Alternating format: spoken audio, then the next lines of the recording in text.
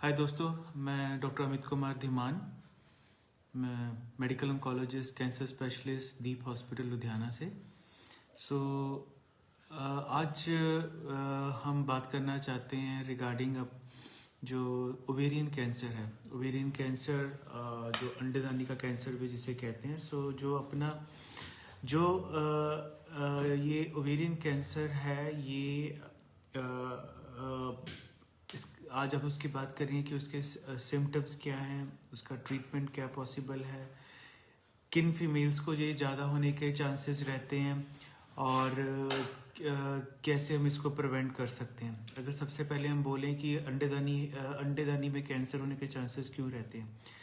अंडेदानी वो ऑर्गन है female uterus के साथ, जो कि ट्यूब्स के साथ अटैच रहता है। दो अंडेदानी होती हैं राइट और लेफ्ट साइड में, जिसमें कि अंडा बन के आगे ट्यूब्स में जाता है, ट्यूब से जाके फिर आगे यूट्रस में जाता है, जहाँ पे जाके कंसेप्शन होती है और बच्चा डेवलप होता है।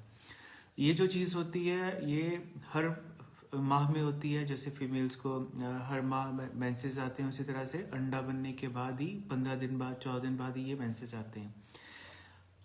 होता क्या है कि जो अंडेदानी के ऊपर का सरफेस है उसमें से अंडा बनता है, हर महीने वो निकलता है, वो निकल के ट्यूब में जाके फिर आगे वो जाता है। जब ये बार बार बनता है, टूटता है, तो वहाँ पे कुछ चेंजेस आती हैं, स्कारिंग होती है ओवरीज की। ओवरीज की जब स्कारिंग होगी तो वहाँ पे हो सकता है कि कुछ ना कुछ अपना डेवलप होने के चांसेस रहें, कि कोई चीज़ डेवलप हो सकती है। अब ये जब लड़की को मेंसेस स्टार्ट होते हैं, उस एज से लेके 60 साल की उम्र, जब तक मेंसेस बंद नहीं होते तब तक ये प्रोसीजर चलता रहा, जिसकी वजह से दोनों अंडेदानी के ऊपर काफ़ी ज़्यादा स्कारिंग हो जाती है, और यही स्कारिंग एक रीज़न बन सकता है कैंसर बनने का। अगर हम देखें किन औरतों को ये ज़्यादा कैंसर होता है, जैसे हमें पता है कि ब्रेस्ट कैंसर में जैसे फीमेल है, ओबीज है या फैमिली हिस्ट्री है, अपना डाइट के जो प्रॉपर लेते हैं, उन लेडीज़ में ये कैंसर हो सकता है। तो एक एक की हम बात करते हैं। सबसे पहले है कि कैंसर होने का कारण क्या है। कैंसर होने का कारण कहीं ना कहीं वही हार्मोन है, ईस्ट्रोजन हार्मोन, जो फीमेल हार्मोन है, जिसकी वजह से ये कैंसर डेवलप होता है। उसी की वजह से यूट्रस कैंसर, जो ब्रेस्ट कैंसर डेवलप होने का रीज़न रहता है। अब ये हार्मोन कैसे बढ़ता है। ये हार्मोन बढ़ता है जब या तो जो पोस्ट मेनोपॉजल फीमेल हैं, जिसको कि हम हार्मोन रिप्लेसमेंट थेरेपी बोलते हैं, जब मेंसेस बंद हो जाते हैं, मेंसेस बंद होने के बाद कई बार ट्रीटमेंट देते हैं कि हार्मोन की थेरेपी देते हैं, ताकि आपको उनके जो हार्मोन बंद होने के, मेनोपॉज आने के साइड इफेक्ट है, उसको रोकने के लिए वो मेडिसिन देते हैं, जिससे कि एक्सपोजर, बॉडी का एक्सपोजर, ओवरीज का एक्सपोजर टू एस्ट्रोजन ये बढ़ जाता है। वो बढ़ने से ये कैंसर डेवलप होता है। दूसरा, अर्ली एज में मेंसेस का आ जाना। जैसे जल्दी किसी को आ जाएगा, 10-11 साल की उम्र में मेंसेस स्टार्ट हो जाएंगे, तो उसका ओवरऑल लाइफ में स्कारिंग, एक्सपोजर वो बढ़ जाता है। तीसरा है अपना डाइट में क्या, फैट्स, जैसे जो मोटी थोड़े हेल्दी फीमेल्स हैं, मोटी फीमेल्स हैं, उनमें ये कैंसर होने के रिस्क ज़्यादा रहते हैं, क्योंकि जो हार्मोन की प्रोडक्शन है वो ज़्यादा होती है, उससे ये कैंसर बढ़ जाता है। फिर प्रेगनेंसी का ना होना। जो पेशेंट्स जिनको प्रेगनेंसी नहीं है, they are at high risk of having ovarian cancer, क्योंकि वो जो एक सेफ पीरियड आता है जिसमें कि स्कारिंग वगैरह नहीं होती है मेंसेस की, जिसमें बच्चे होने पे वो पीरियड में जिनको ओवुलेशन बंद हो जाती है, अंडे का निकलना बंद हो जाता है, वो उस फेज में वो एक प्रिवेंशन रहती है, जो कि उन लेडीज़ में प्रिवेंशन नहीं आ पाती। फिर हो गया अल्कोहल का इनटेक, और अपना जो सिगरेट स्मोकिंग वगैरह हो गया वो। और जो सबसे कॉमन कॉज है वो है एक जीन, जो कि जिन लेडीज़ को, जिस फैमिली में ब्रेस्ट कैंसर या ओवेरियन कैंसर, उस फैमिली में बाकी लेडीज़, लड़कियों को या लेडीज़ को ओवेरियन कैंसर, ब्रेस्ट कैंसर होने का डर रहता है। वो एक जीन है बरका जीन, ब्रका जीन बोलते हैं, जिसमें BRCA जीन, जिसकी वजह से ये अपना overall tendency to develop female cancer secondary to hormones ये इंक्रीज हो जाता है। इसके लिए जो टेस्टिंग होती है, अगर फैमिली में कई लेडीज़ को अगर कैंसर हो रहा है, ब्रेस्ट कैंसर या ओवेरियन कैंसर हो रहा है, तो उसमें हम क्या करते हैं कि उसका जो टिश्यू है जो या तो ब्लड से या म्यूकोजा से ओरल से या टिश्यू पे भी ब्रेका टेस्ट कर सकते हैं, जिससे पता चल जाता है कि आगे इनके जो फीमेल्स हैं बाकी उनमें भी कैंसर होने की टेंडेंसी है कि नहीं है। अगर है तो प्रॉपरली टाइम पे स्क्रीनिंग करके उसको कंट्रोल करने की और टाइमली डिटेक्ट करने की कोशिश की जा सकती है। उसके अलावा जो अपनी फिजिकल एक्टिविटी बढ़ा के अपनी फिजिकल एक्टिविटी बढ़ाओ ताकि उनका जो ज़्यादा एक्टिव रहें, बॉडी में फ़ैट कंटेंट कम रहे और एक हेल्दी ईटिंग रखनी चाहिए जिसमें कि फ़ैट का कम, वेजिटेबल्स ज़्यादा। Non veg diet is okay but हाँ बहुत ज़्यादा animal fats are not healthy. So एक आइडियल बॉडी वेट और आइडियल हेल्थ मेंटेन करना इस कंडीशन में बहुत ज़रूरी है। फिर और जो अपने दूसरे चीज़ है, इम्पॉर्टेंट चीज़ है ब्रेस्ट कैंसर, इसके ओवेरियन कैंसर के बारे में, ये किन लेडीज़ को हो सकता है उसके लिए उसके सिम्टम्स क्या हैं। उसके सिम्टम्स हैं, अगर कोई फीमेल है जिसको कि पहले कोई सिम्टम नहीं है, अब सडनली भारीपन होना लग गया, जो यूजुअली फीमेल्स बोलती हैं कि नीचे प्रेशर पड़ रहा है या पेट भारी होने लग पड़ा, ज़्यादा गैस बन रही है, कॉन्स्टिपेशन रहनी शुरू हो गई है या यूरिन का बार बार आना शुरू हो गया, पेट में फुलावट आनी शुरू हो गई है, किसी को डाइजेशन की प्रॉब्लम आनी शुरू हो गई है, ये जो सारी कंडीशंस हैं ये ओवेरियन कैंसर के सिम्टम हो सकते हैं। कभी भी कोई एक सिम्टम किसी डिजीज़ के साथ 100% रिलेट नहीं करता कि ये सिम्टम है तो ये कैंसर ही है, नहीं। और ना ही एक ही कैंसर उसी तकलीफ के साथ बार बार प्रेजेंट करेगा। सो इसमें ये है कि अगर किसी फीमेल को कोई भी नया सिम्टम आता है, चाहे वो कॉन्स्टिपेशन है, चाहे यूरिन का बार बार, एक प्रॉपर एग्जामिनेशन बाय गायनेकोलॉजिस्ट या डॉक्टर से होना चाहिए ताकि इस चीज़ को टाइमली डिटेक्ट किया जा सके। अब मेरा मतलब टाइमली डिटेक्ट से क्या है कि टाइमली डिटेक्ट से ये मतलब है कि अभी किसी ने ये क्वेश्चन भी डाला है कि ये क्या ओवेरियन कैंसर ओवरी से कहीं बाहर जा सकता है। जी, द प्रॉब्लम जो ओवेरियन कैंसर क्या है कि ये फर्स्ट सेकंड स्टेज में डायग्नोज सिर्फ 10% केसेस में होता है, क्योंकि होता है कि जो अर्ली सिम्टम्स आते हैं वो यूजुअली मिस कर दिए जाते हैं कि गैस हो रही है, चलो जी चूरन खा लो या कोई एंटासिड ले लो, थोड़ी सी कॉन्स्टिपेशन हो रही है, पेशाब का बार आ रहा है, तो अपनी हैबिट्स चेंज करके देख लेते हैं, जिससे कि क्या होता है कि ये यूजुअली ये कैंसर थर्ड स्टेज में डिटेक्ट होता है। अब थर्ड स्टेज में अगर डिटेक्ट भी हो रहा है तो ये मतलब नहीं है कि इसको क्योर नहीं कर सकते, थर्ड स्टेज पे भी ये क्योरेबिलिटी के चांसेस बढ़ जाते हैं।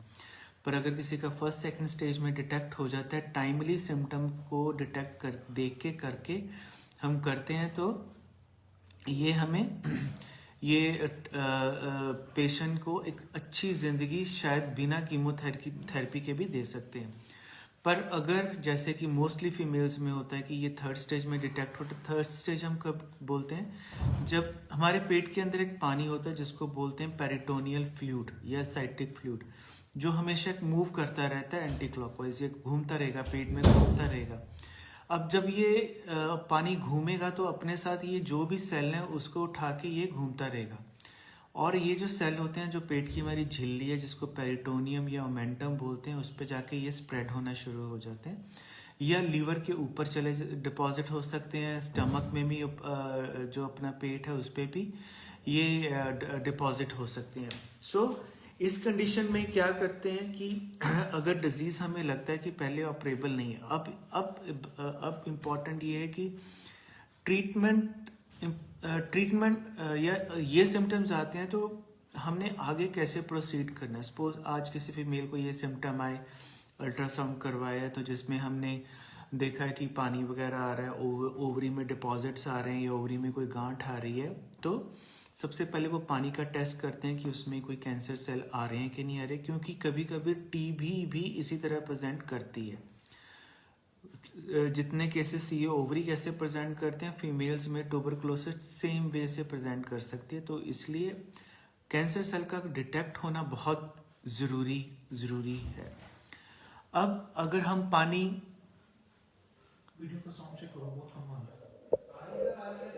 अगर पानी में कैंसर सेल आते हैं तो फिर हम एक टेस्ट करवाते हैं CA-125। अगर CA 125 हाई आता है तो हाई लाइकली, अगर काफ़ी हाई आता है अराउंड 400-500 तो हाई लाइकली, तो लाइकली है कि ये ओवेरियन कैंसर है। पर फिर भी कभी कभी डाउट रहता है हम लोगों को कि ये यहीं से शुरू हुआ, कहीं और से शुरू तो नहीं हुआ। तो कई बार हमें पेशेंट को बोलते हैं कि ओमेंटल बायोप्सी करनी पड़ेगी, जिसके ऊपर कुछ स्पेशल टेस्ट होते हैं जिसको कि हम IHC टेस्ट करते हैं, जिससे ये रादर कंफर्म हो जाता है कि ये वही चीज़ है, कुछ और नहीं है। सो इस प्रोसीजर के बाद अब हमारे पास पानी भी है, टेस्ट भी है, अब हमारे पास CA 125 भी है, और हो सकता है किसी पेशेंट की ट्रू कट बायोप्सी करके ऊपर स्पेसिफिक जो IHC टेस्ट होते हैं वो हम करते हैं। अब रोल आता है सर्जन का। हम क्योंकि ये जो ये जो ट्रीटमेंट है ये सर्जन और medical oncologist, surgical oncologist, medical oncologist दोनों का काम है। अब अगर सर्जन कहते हैं कि वो पूरी डिजीज़ को निकाल सकते हैं झिल्ली निकाल के ताकि पेट में कोई डिजीज़ ना दिखे, तो पहले उसकी सर्जरी की जाती है, जो कि अराउंड 30-40% केसेस में ऐसा होता है। पर अगर पेट में झिल्ली में डिजीज़ ज़्यादा है या गांठें थोड़ी ज़्यादा हैं तो बेटर रहता है कि पहले पेशेंट को हम डाउन स्टेज कर लें। डाउन स्टेज का मतलब है कि अगर डिजीज़ काफ़ी ज़्यादा है, ऑपरेशन में मुश्किल हो सकती है, ऑपरेशन के टाइम हो सकता है सर्जन को लगे कि डिजीज़ पूरी नहीं निकलेगी, तो उस टाइम उसको ऑपरेट नहीं करते, पहले हम कीमोथेरेपी देके, जो कि स्टैंडर्ड प्रोटोकॉल है, वो देके उसको डिजीज़ को पहले कम करते हैं, पानी को सुखाते हैं। पेशेंट का उस टाइम में 2 महीने के पीरियड में पेशेंट की जनरल कंडीशन भी इम्प्रूव होती है और पेशेंट आराम से सर्जरी वगैरह को सह भी लेते हैं एंड और काफ़ी अच्छी रिकवरी, अर्ली रिकवरी हो जाती है।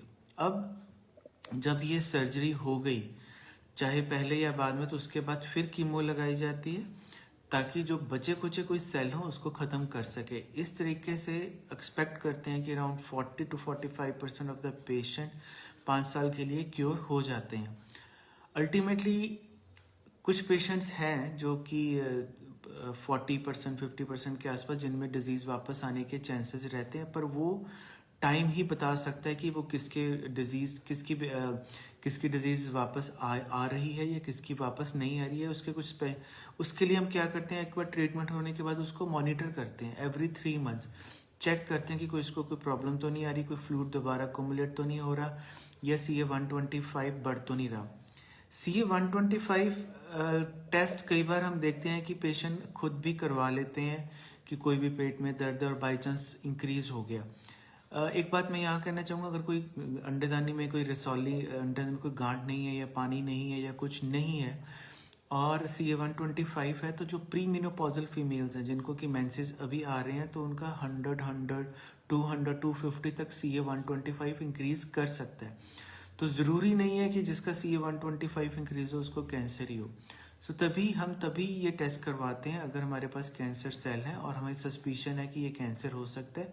अदरवाइज ये टेस्ट बेटर है कि अवॉइड किया जाए।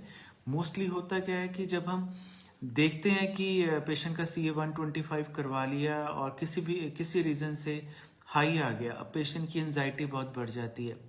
पेशेंट, शायद मैं गलत वर्ड यूज़ कर रहा हूँ, उस औरत की एंजाइटी बढ़ जाती है क्योंकि वो पेशेंट अभी नहीं है किसी भी चीज़ की। कई बार पेन नॉर्मल मेंसेस पेन भी हो सकती है, जो मिड मेंसेस पेन है वो भी हो सकती है। तो जो CA 125 टेस्ट है वो अभी स्क्रीनिंग के लिए नहीं यूज़ कर रहे हैं जनरल पॉपुलेशन के लिए, क्योंकि वो एक तरह की एक प्रॉब्लम बन जाती है और पेशेंट को कई बार समझाना, एंजाइटी, इवन डिप्रेशन तक हो जाता है कि मेरा ये CA 125 बढ़ा हुआ था, मेरे को कैंसर तो नहीं है। सो इसको बड़े ध्यान से इस टेस्ट को यूज़ करना चाहिए। अब दूसरा है कि कई बार पेशेंट, बहुत देर लक्की पेशेंट जिनमें 10% पेशेंट की बात कर रहा था कि जो कि फर्स्ट स्टेज या सेकंड स्टेज में डिटेक्ट होते हैं, मींस कि अभी जो गांठ है वो सिर्फ ओवरी में ही है, वो स्टेज 1 होगी।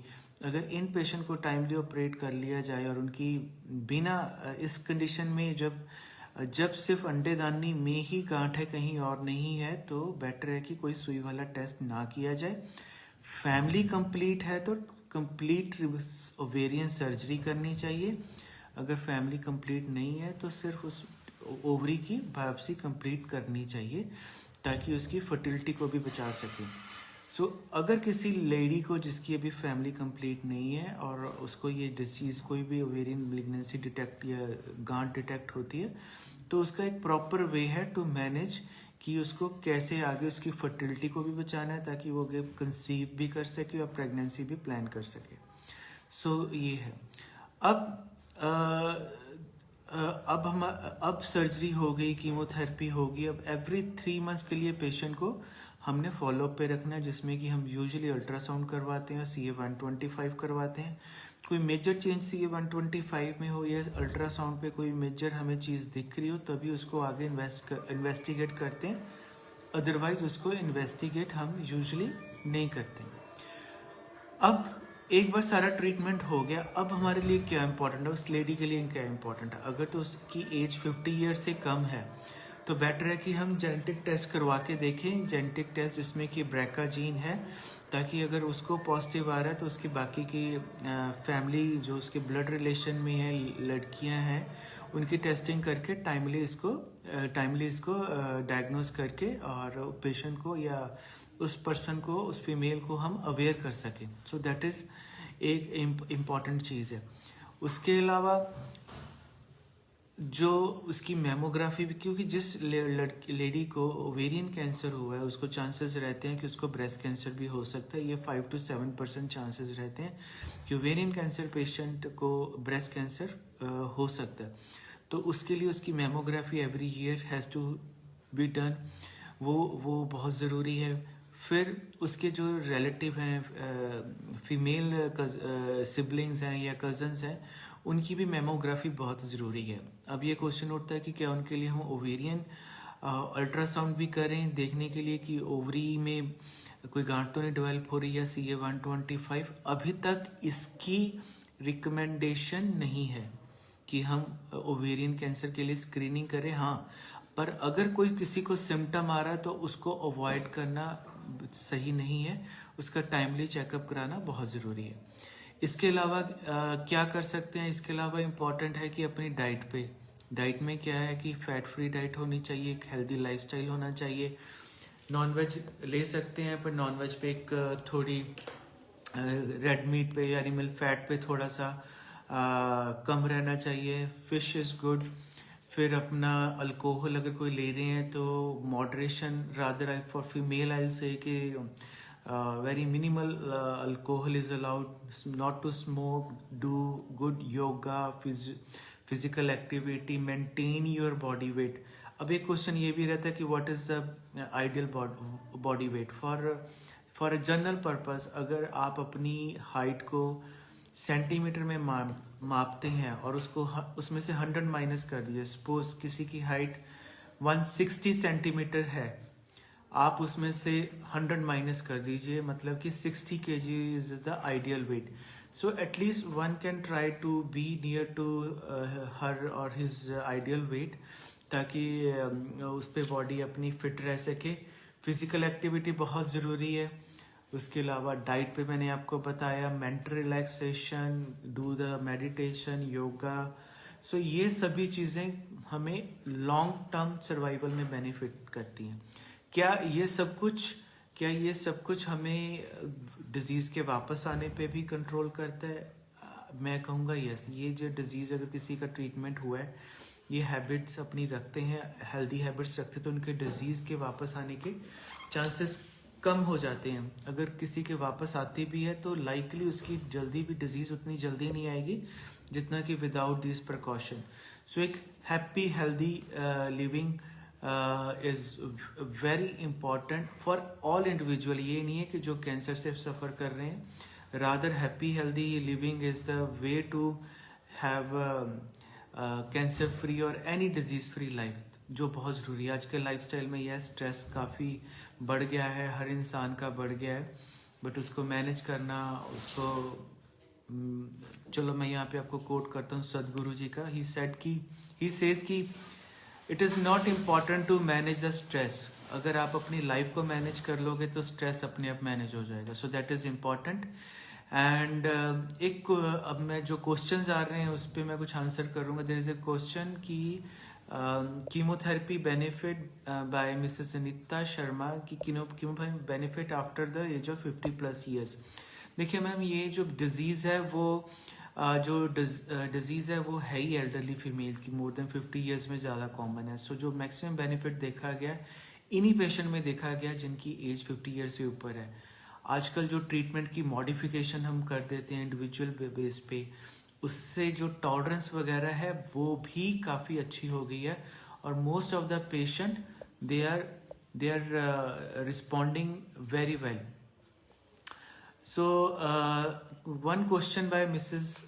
or Miss Anaria Kapoor, can cancer be cured permanently? Yes ma'am. मैं आप ये कहूँगा कि आज से 20 साल पहले सिर्फ 10 से 15%, 20% केसेस थे जो क्योर हो पाते थे. बट आज अगर हम लें तो around 50% to 60% the curability rate. But क्योंकि नंबर ऑफ केसेस ज़्यादा बढ़ रही हैं तो हमें लगता है कि नहीं, ये कैंसर भी बढ़ रहा है, जो कि सच्चाई भी है कि ये जो अपना कैंसर है ये इन सोसाइटी वो काफ़ी इंक्रीज कर गया है. But still most of the cancer, lymphoma हो गया, ओवेरियन कैंसर हो गया, ब्रेस्ट कैंसर हो गया, कोलोनिक कैंसर हो गया, नेम एनी कैंसर, प्रोपोर्शनेटली कोई ज़्यादा कोई कम, all are curable at the time. But उसमें यही रहता है कि जो अर्ली डिटेक्ट हो जाएंगे, टाइमली डिटेक्ट हो जाएंगे, वो ज़्यादा अच्छा रिस्पॉन्स करेंगे और अच्छा रिस्पॉन्स करेंगे एंड और they have the high chance of the cure. Question by Sanchi Anand, what is the right age of cervical cancer vaccine? Cervical cancer vaccine जो रिकमेंडेड है 13 to 26 years of age for a female young girls. And but agar it should be done 3 years before the start of the sexual life actually, क्योंकि जो exposure to HPV virus है, because ये एक virus के against vaccine है, exposure तभी होगा अगर कोई सेक्सुअली एक्टिव है. So before marriage it should be done and the ideal age is 13 to 26 year. But if someone is getting delayed or the activity is starting late, so it can be done at the later stage. But once जिनके already those of the kids जिनके बच्चे हैं और 2-3 बच्चे हैं और काफ़ी लंबे टाइम से प्रेगनेंसी है, तो उनके लिए बेनिफिट बोलना बहुत ही मुश्किल है. सो समायरा कपूर जी, मैंने अभी वही सारा बताया कि how can we cure the ovarian cancer. But इसमें जो आप लाइफस्टाइल रहता है वो बहुत ज़रूरी है कि जिसको कि हम इम्प्रूव कर सकें. सो माया शर्मा जी, सो आपका क्वेश्चन है what are the chances of beating ovarian cancer? Good chances, very good chances. We are there to help the patient. And the cure rate है, देखिए ऑन्कोलॉजी में cure rate what we say कि if the patient survives the age more than the general population age, which is around 67 to 70 years in India. So anybody who is surviving more than 70 years, we will take it already cured from all the diseases. और oncology में रहता है कि 5 years अगर patient disease के साथ survive करता है, it is that these patients are cured. So by Manmohan Singh ji, in which age group ovarian cancer mostly detected? This is usually post menopausal female. Age the age increase, जैसे जैसे increase होगी female की as, तो वैसे वैसे chances बढ़ते हैं. सो जो मेजर केसेस हैं वो around 50 to 70 years of ages में देखे जाते हैं. So Jyoti Sharma ji, what could be the possible symptoms of ovarian cancer initially? ये this is a flaw with the ovarian cancer की यूजुअली इस फर्स्ट स्टेज में कई बार ये सिम्टम्स जो मैंने बताए थे, जिसमें कि पेट का फूलना, बाहर पड़ना, यूरिनेशन का बार बार होना, कॉन्स्टिपेशन स्टार्ट होना, जिसको पहले कभी कॉन्स्टिपेशन नहीं थी, अब सडनली कॉन्स्टिपेशन हो रही है, पेट में फुलावट आ रही, भूख कम होनी शुरू हो गई. अब यूजुअली जो कंप्लेंट है कि मेरे गैस बननी शुरू हो गई, अब पेट फूलना शुरू हो गया. अगर ऐसा कोई भी सिम्टम है तो यूजुअली ये जो सिम्टम होते हैं 3rd स्टेज के होते हैं, पर this is the only problem with ovarian cancer कि इनिशियल स्टेज में ये पता नहीं चलता. अब किन पेशेंट्स का पता चलता है कि उनको कुछ फर्स्ट स्टेज में कैंसर है या सेकंड स्टेज में. बाई चांस हम किसी और चीज़ के लिए अल्ट्रासाउंड करवाते हैं तो कई बार ये डिटेक्ट हो जाता है. जो 2000 वो 10% जो लकी पेशेंट्स हैं वो उनमें से ये हैं जो more lucky. Every patient is lucky because the treatment अगर प्रॉब्लम के साथ सोल्यूशन भी है तो we are lucky and that is true for everyone.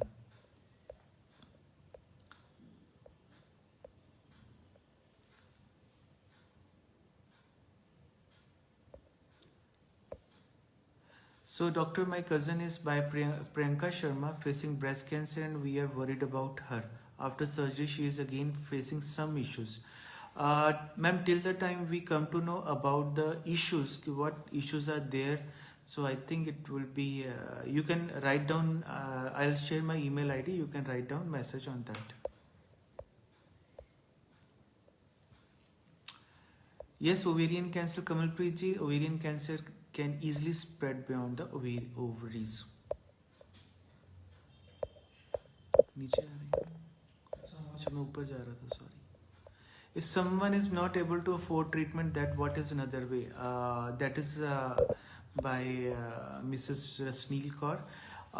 We have one NGO also. There are many NGOs which are helping. My NGO is the Jeevan Cancer Sahayog. So we are trying to help the patient out. We are helping the patients in through that. I request Mr. Anuj to just share my email ID so you can write down the details and you can mail me. So how we can help you? We will definitely love to help your problem.